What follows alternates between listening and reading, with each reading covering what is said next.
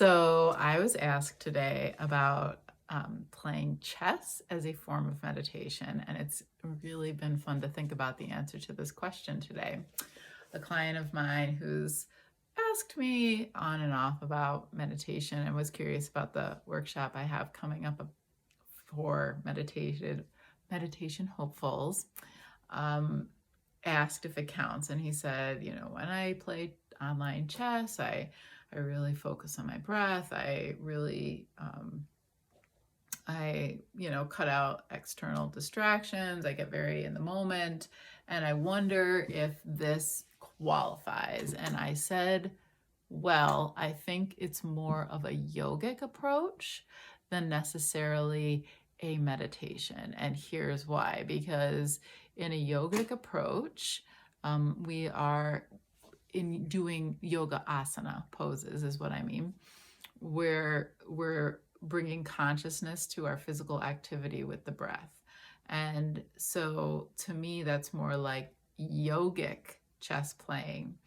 But meditation has some other qualifiers that I think are missing in a chess game. And I was debating if the change in brainwave is one of those qualifiers, because a lot of times when people meditate, as we now know through people's brains being studied in meditation, the brainwave state goes from beta, high beta, which is where we are throughout our day, when we're doing activities, thinking about a lot of things, operating in the world.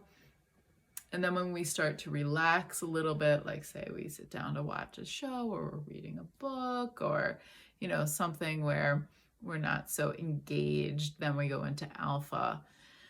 And alpha can also be achieved in meditation. And then from alpha, we go into theta. And theta is a deeper meditative state. That's where hypnosis can occur. Not quite asleep, but the thoughts are much looser, much more spacious, not really no more analyzation or that kind of thing going on necessarily there.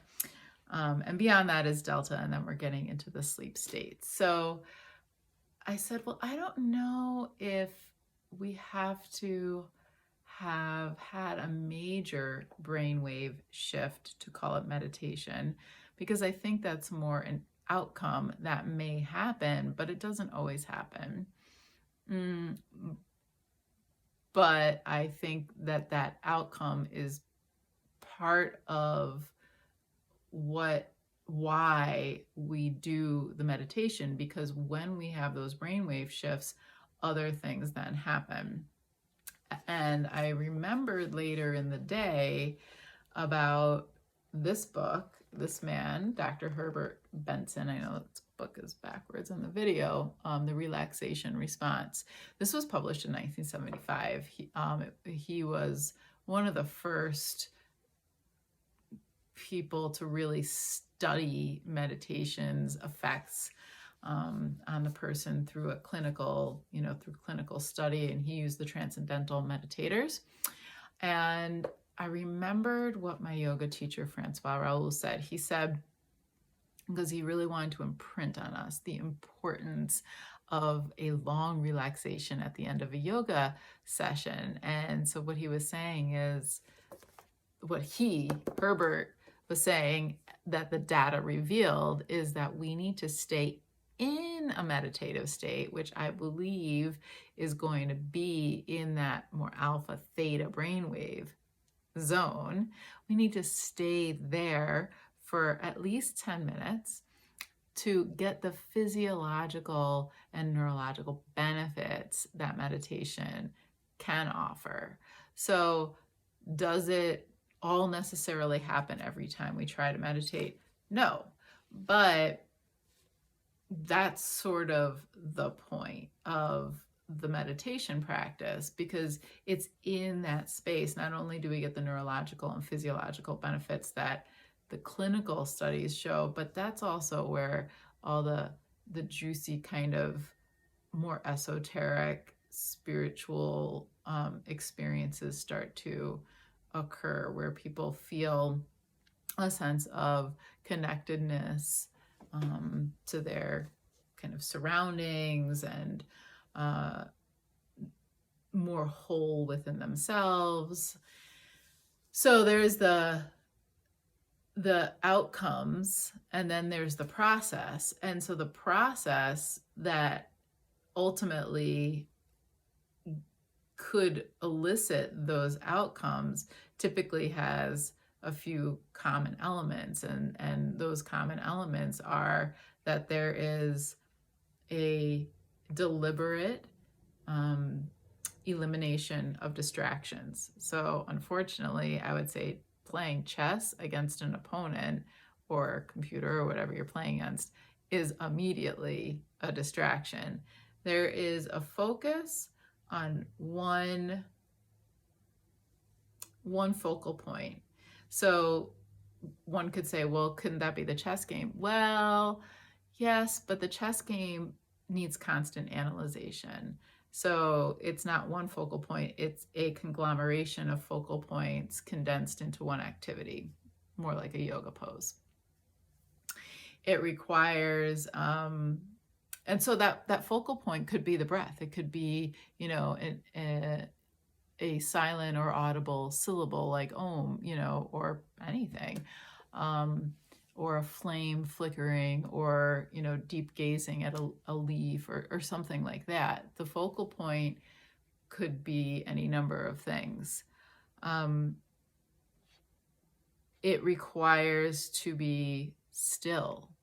So we need to be in stillness to actually call it a meditation. So yes, there's moving meditation, and that's a thing, but that's not the same exactly as a sitting meditation that will elicit those physiological and neurological benefits that we're talking about here. And so, and I think there's one other, let's see right here, I had a dog ear. There's one other main, comfortable position. Oh, and the passive attitude. This is like the most important one. So the passive attitude means that we have let go of attachment to outcome. We are not analyzing. We are more or less neutralizing our thoughts and feelings as best as we can. So again, I don't think that's happening when you're actually playing chess, because the goal of playing chess is more or less to win, right? Even if you're playing to learn, even if that's your goal is to play to learn, you're still playing. There's a goal. So I do not believe that chess counts as meditation, but I think it could be good practice to help somebody be ready to meditate in terms of readying their psychology to be a meditator. So it's valuable. I think it's a wonderful way to play. You know, I've heard people ask the same question about doing jigsaw puzzling and other things like that. I taught a meditation workshop that I'm reteaching in a couple weeks, and somebody said, well, when I puzzle, does that count? Again, same answer. But it's still good practice. So, you know, do it with that same intent. I'm really looking forward to teaching this meditation workshop, because of all the things, I think meditation is one of the most powerful tools that we can all access. And there's so many different ways to meditate. People have a lot of misnomers about meditation. And I really think that there is, just like there's a way to find a shirt that fits everybody, there's a way to find a meditation that fits everybody. And so I'm really passionate about helping people find the right kind of meditation for them at a given time in their lives and create a sustainable way to practice that meditation. Do you need to meditate to live a good life? No, you don't need to. But I believe that if somebody is meditating in a way that's appropriate for them, that it can only improve how one is experiencing being alive as a human on this planet. So is it necessary? No. Is it great? Yep. Anyway, thank you for listening. That is my answer. I think the verdict is in, on my opinion. Chess is not a meditation, but a great activity.